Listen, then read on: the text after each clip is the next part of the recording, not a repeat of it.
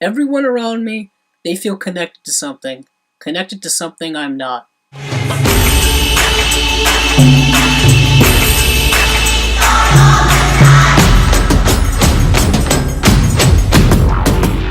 Ghost in the Shell is directed by Rupert Sanders, starring Scarlett Johansson, Pilou Asbaek, Takeshi Kitano, Juliette Binoche, and Michael Pitt. This film is an American live-action adaptation of the 1995 anime film of the same name. And this film is about Major, portrayed by Scarlett Johansson, who is this cybernetic super soldier who is one of a kind in the sense that she has an entire robotic body but a human brain. And she is part of a special group known as Section 9. In this film specifically, they are targeting a cyber terrorist who has the ability to hack into people and control them. But before I go into this review any further, I just want to say there will not be any plot spoilers. So first off, like I say in other reviews that deal with kind of reboots or remakes or anything of that nature, I view these films entirely on their own and really don't base my analysis on comparing it to anything else. But I will definitely say, please check out the original anime film.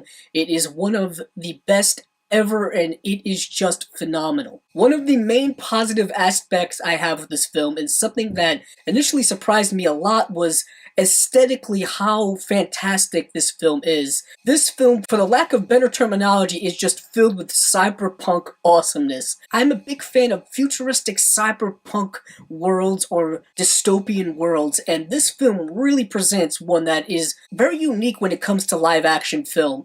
You will definitely see a lot of shades from other things, but this film is phenomenal aesthetically. I will also say the cinematography in general is very, very good. There is such detail in every frame when we get these wide shots of this world that we never really get the gist of what the name of this world is. All we know is that it's a world filled with technological advancements way past our own, and it's also a very multicultural world, which I thought was very interesting. The idea that in the future our societies are going to become even more multicultural than they are now is very fascinating to me. Also, I will say that the acting overall in this film I thought was rather good.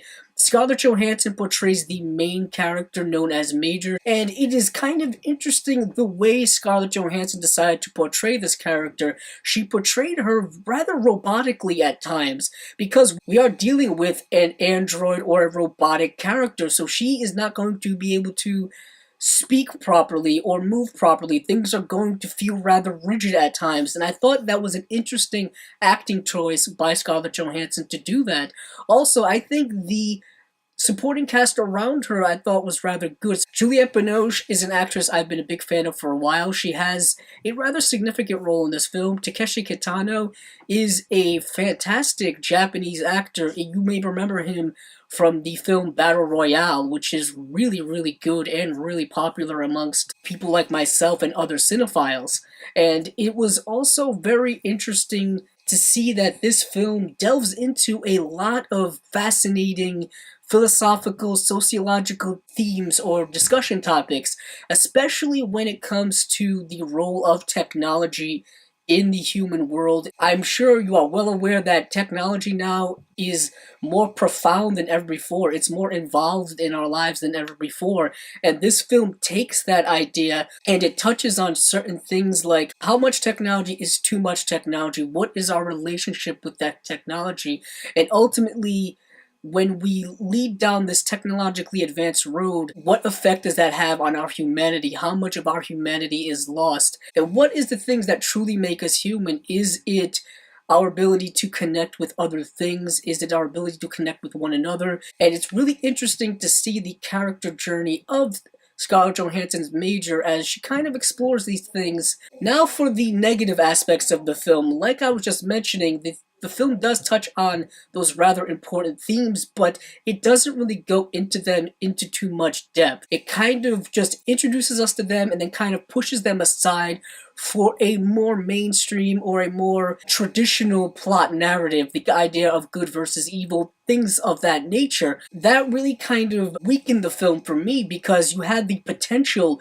to really get deep into certain philosophical themes that you presented, why not delve into them even more? Also, I will say that the film does have certain pacing issues at times. It kind of marketed it to us as a sci-fi action film, and while it does contain those elements, and when those elements are there, I thought they were executed extremely well, but when they're not there, the film kind of tends to meander a little bit. It tends to go in a bunch of different directions and really doesn't maintain a steady course throughout its plot. But without giving anything away, one of the negative aspects I have with this film is that there are multiple villains in the film, and one I found to be very, very interesting, but they didn't delve enough into him, and the other one I found to be rather generic and rather bland, and really just there to serve the plot. So with all that being said, I'm going to give the film a 3.6 out of 5 stars. I think aesthetically it is gorgeous and astonishing at times.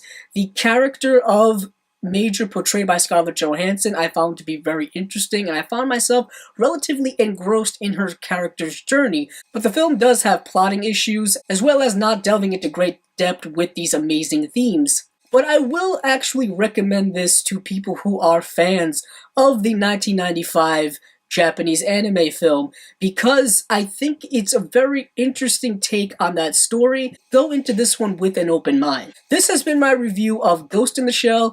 If you like this video, please check out the other videos on my channel.